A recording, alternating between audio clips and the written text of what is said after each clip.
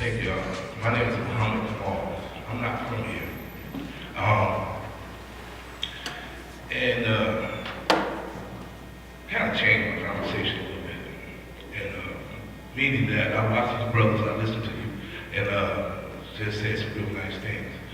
God bless all of you.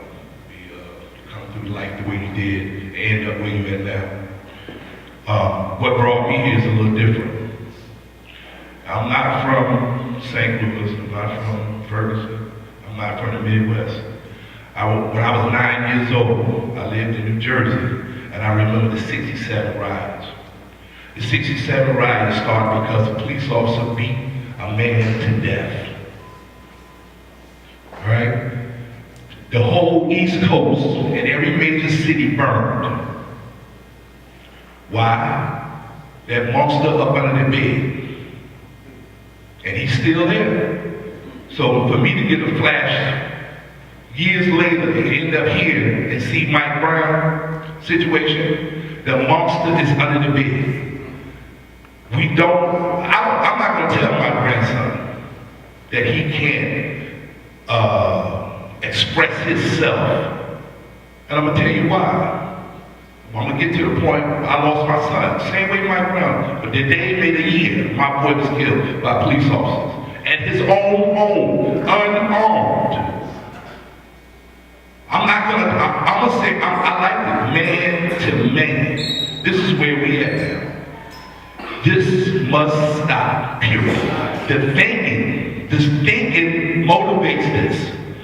Not the police officers that do it, but the people that promote the police officers do it. The thinking, right?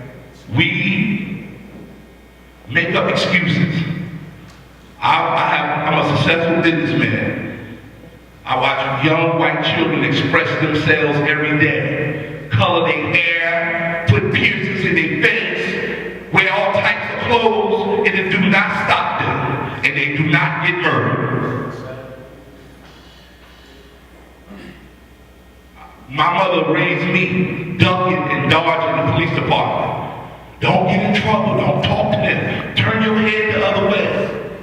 I grew up and became a successful father, a man. And I wanted to raise my son different, so I wanted to go to school and be educated and all this, and I didn't want him to live like that. So I taught him to stand up. You don't have to get on the ground. This is America. This is not no martial law. We don't live in martial law. We gotta stop this. If we have to die, then we have to die. This has to stop. We cannot continue doing this. When I first came out to the Mothers to Mother, I was so inspired. Because I think mothers have a better conversation with their children than their daddy do. I think the mama put her feelings in it. I think mama will go out and fight before daddy go out.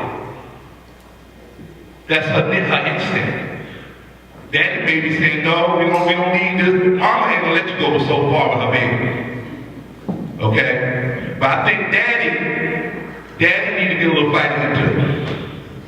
Okay? Because we need to pull this monster away from up under his bed.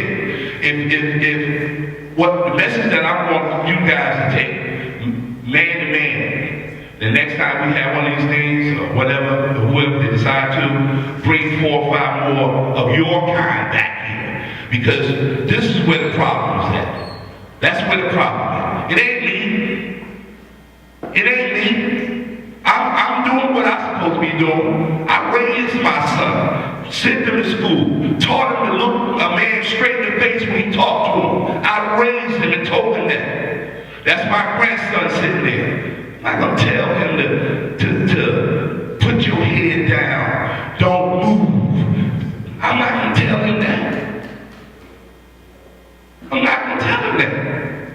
Now I know, I'm fighting with it every day. I want him to live. I don't want him to die like Abdul died. I don't want to get that call. But guess what? We at war. This ain't started last year. This ain't started 10 years ago. This been going on in this country forever. And let me tell you something else. You may look now and say, well, it ain't happening to us. Yes, it is. Yes, it is. It's happening to you. You're not looking at it the right way. Because now, your children, because of the injustice in this country, are going into the schools killing themselves.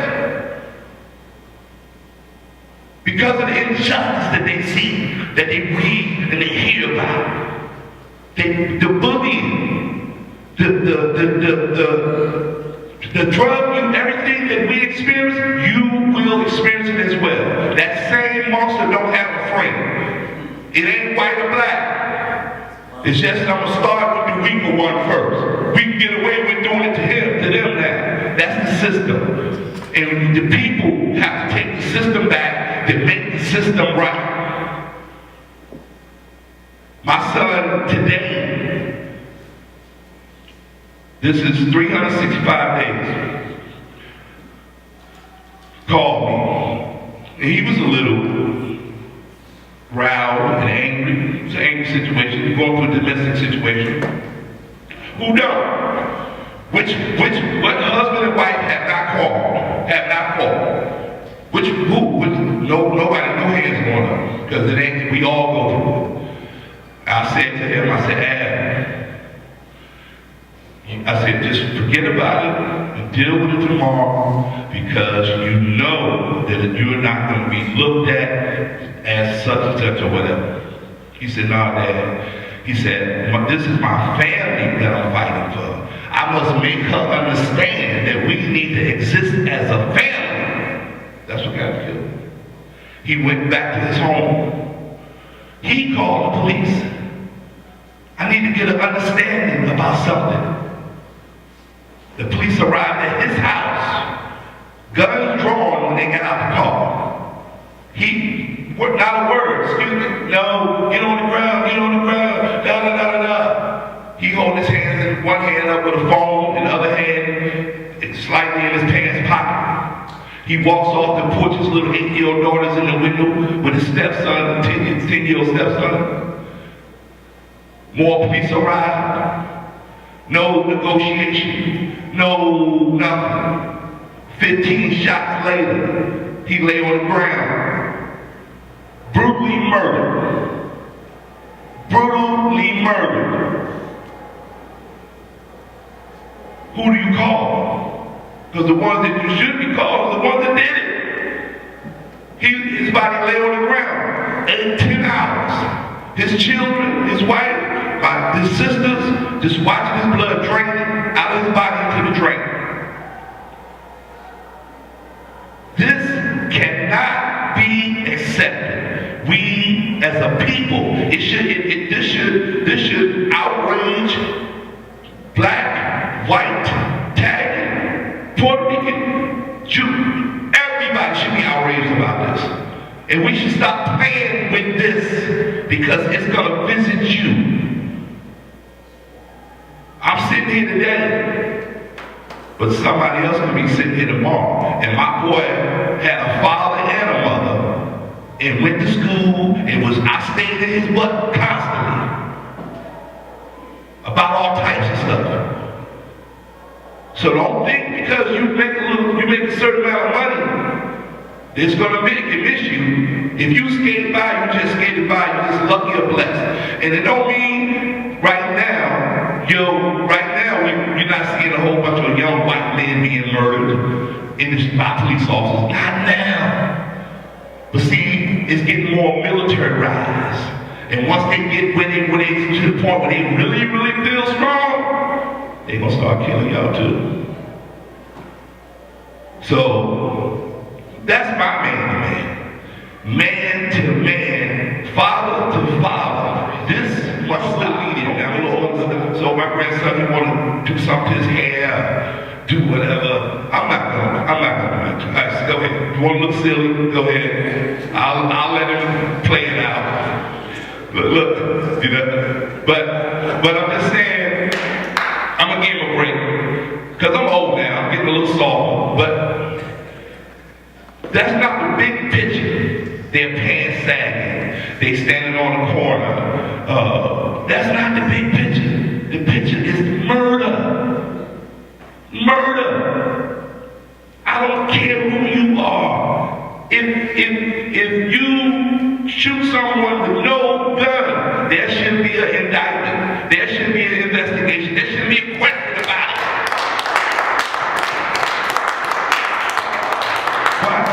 Who we asking? I mean, come on. You shouldn't brutally shoot a kid, no one. So I'm just saying, look, seriously, the day is the anniversary of my son's death. I'm not from here. I have seen a lot. A lot has happened to me. I ain't got to bring up all that. I'm a man. I handled it. I took care of it. I got mine, man to man. I took my bumps and my lumps. But what I'm saying to you now, these kids, we got to be careful what we do to them. We cannot harness them up, have them walking down the street scared to be a live. If they want to play ball and do what kids do, kids been doing kids do since the beginning of time. We can't make them rigid like that. Well, if you see a cop, stand still. Don't know.